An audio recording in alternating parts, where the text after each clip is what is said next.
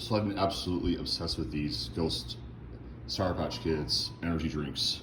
It's like crack. I really want to find like the Swedish Fish ones. The thing is, like, I have a super addictive personality, so it's like once I find something that I like, it's like I have to try it all. So yeah, and I'm addicted to caffeine because I popped a meme I saw yesterday on the screen, but I never felt so understood in my life. So I just finished up all my check-ins today. I've been really busy all day. Most of my days, like I wake up around like 10, 11. I usually just spend that like doing work until like around like 4ish, and then I head out to the gym right now. I have a very easy like Sunday session. I just actually train every single day right now. But like 3 of those 4 days are more, you know, bodybuilding work sessions, and it's kind of like what today is. But yeah, I'm gonna head over to my parents' house and get lifted out their clubhouse gym, just because when I go to the powerlifting gym, it's like a long drive. It's like an hour long there and back, which is worth it to me. But like yeah, I'm just gonna head over to my mom and dad's house and train there, and I'll film what I feel. So this is my brother Jacob. What's up? So my little sister Sydney, she left for college on Monday, and Ethan. So I have three sisters, three sisters, three siblings. I have Jacob right here. You're 16, right? Yeah. He's 16. I have Ethan, who is 22. I'm 21. He's turning 22. Yeah. 23. I don't know anybody's ages. And then Sydney's 18. Ethan's runs his own taxidermy business. Sydney's in college at Utah State University. And then Jacob is in high school, at the high school that we all went to. And he plays lacrosse. Pretty beast at it. I play goalie and I play LSM, which LSM is pretty much just defense for anybody who doesn't know lacrosse. Just a midfield like in soccer, but with a pole. And then, I mean, I lift. Adam kind of got me into it, to be honest. And Yeah, so like what's your lifting look like for lacrosse? Is it more like you do basically do squat bench and deadlift stuff, right? well, that's what I'm trying. That's what I go for my personal goals. But when I'm training for lacrosse, what we focus on a lot more tendons and ligaments, because we had a lot of those pulled and torn. So like slow eccentrics. Yeah, we do eccentrics. We do a lot of band work to focus on increase, and then like working on muscle, and building up that tendon and resistance, and not having him like ripping or tearing. You know, nobody wants that, because you don't want your best players out. And so my head coach, his wife, is actually a personal trainer, so she comes out and teaches us how to do the right technique and forms. And Do you do any like Olympic lifts, like hang cleans, power cleans? I love that. Coach snatches? K. Coach K is the football coach back there at Westlake, and he teaches how to do cleans, hang cleans, snatches, push press, all that good stuff. And so how long have you been lifting for, and like what are your personal best, like squat, bench, deadlift, and then like anything else that you do, like the hang clean or power clean? Yeah, so I started lifting about this time last year, and I started on bench. I started at 125 pounds. Squat was about 180. Deadlift was like 300. I think I started off with lifting 3 plates, honestly. And then clean, bro. My clean technique was booty at first, right? It was so bad. Yep. But then I got used, and like by the end of the year, by then my first session really of like lifting for like my class at school, I was benching 195, 185. I was squatting 265, deadlift 375, and clean was 185. So I mean that's a pretty good increase. How much do you weigh? I'm 180, like 83 to 88 pounds, within that range. And I'm 6'2". Yep, and 6. Yeah. So like just to like point this out, the reason why I asked Jacob that is because I get a lot of questions about like genetics, and like if I have like good genetics, like what's like there's some of my family like, and this is like really what everybody in my family is like. Jacob actually started off with like the exact same numbers I basically did. I started off with a 115 bench press, a 185 squat, and then a 275 deadlift. Yeah. And then I power cleaned like 135.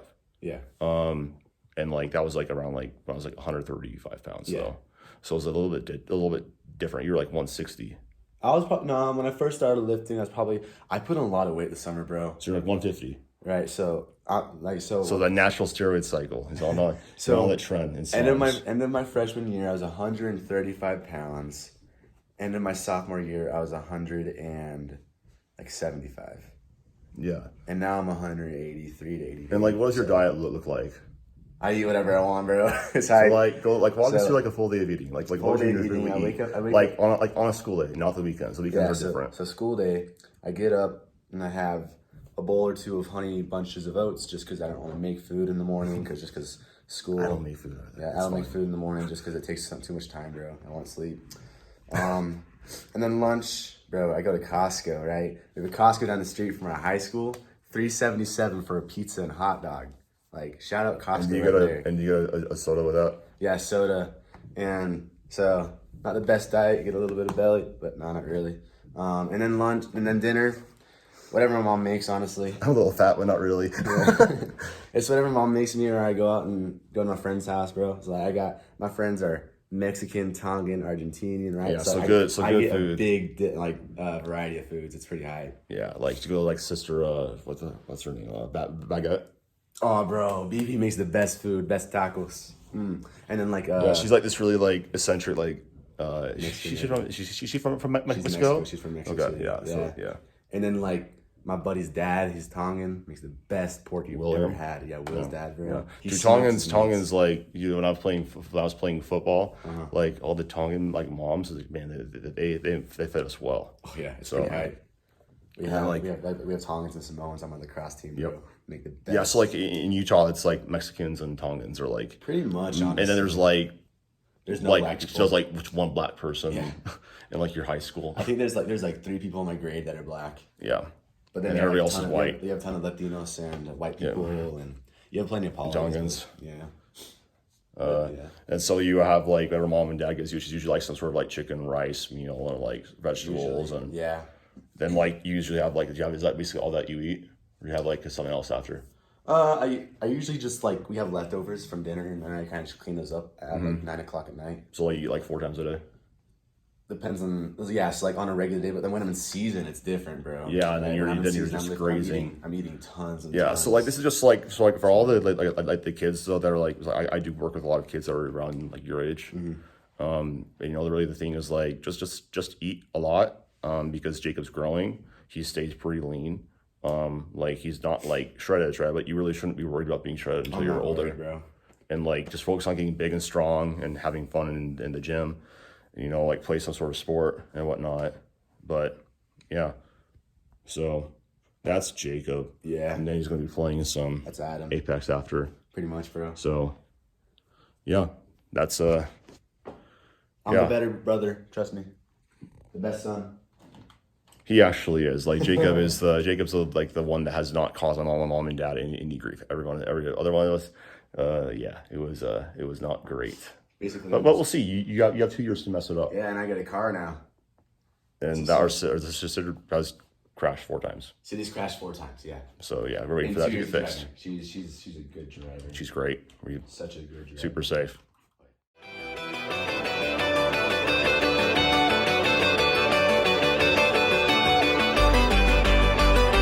Can we kiss? Contagion on our lips.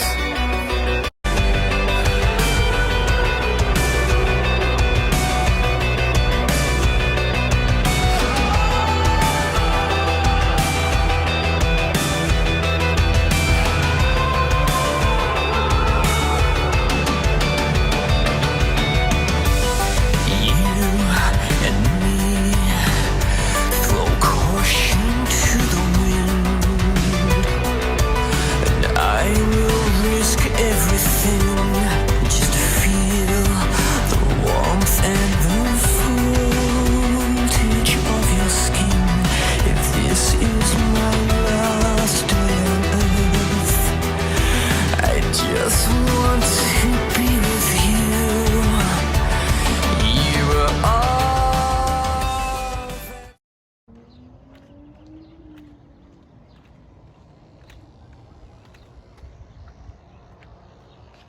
So today I basically like I said, I have a bodybuilding day, basically like just exclusively bodybuilding movements 3 days a week, and I have 4 days that are centered around the power lifts. So today is a little more of an arm focused day, specifically biceps. So I did 3 sets of incline dumbbell curls, 3 sets of seated hammer curls. I did 3 sets of lat pull downs, 2 sets of single arm dumbbell rows, 3 sets of face pulls, 4 sets of lateral raises, and then I did 3 sets of hanging leg raises for abs, and then I did 25 minutes of cardio after. So yeah, just kind of like, I think that I found something though with like my training is that like after my Friday sessions, I tend to feel pretty beat up, just because that's when I squat the heaviest, and I tend to get pretty beat up from squats in particular. So I think going forward, usually I program like in back on Saturdays. I think I'm going to make Saturdays more of like an arm and shoulder day, and then make Sunday's my actual back day, just because I can still make that arm day very productive. But I tend to notice that my back volume tends to really just not be great, because I am still holding a lot of axial fatigue from heavy squats and deadlifts. That's something I'm going to be doing going forward. But right now I am just under 7 weeks out from my next meet. There's been some drama with like whether or not it's going to happen because of the meet director. Basically there's just some issues with word of mouth, and she got offended and stepped down as the meet director for the WRPF, and the USPA meet director in Utah, Chris McGrail, stepped in and is going to still be putting on the meet. So, you know, unless something drastically changes, I'm 7 weeks out. If not, I have a second meet picked out for November 11th, which is like, I don't really care. It's like either way, I'm chilling. So I basically, training's been going really well. I've been getting really strong. You know, obviously set some PRs on squat randomly. Like I wasn't programmed to do that single, but it was there. Put on my new inserts, which I'll probably make a review of them, and like what I feel like, just to get a little bit more used to them.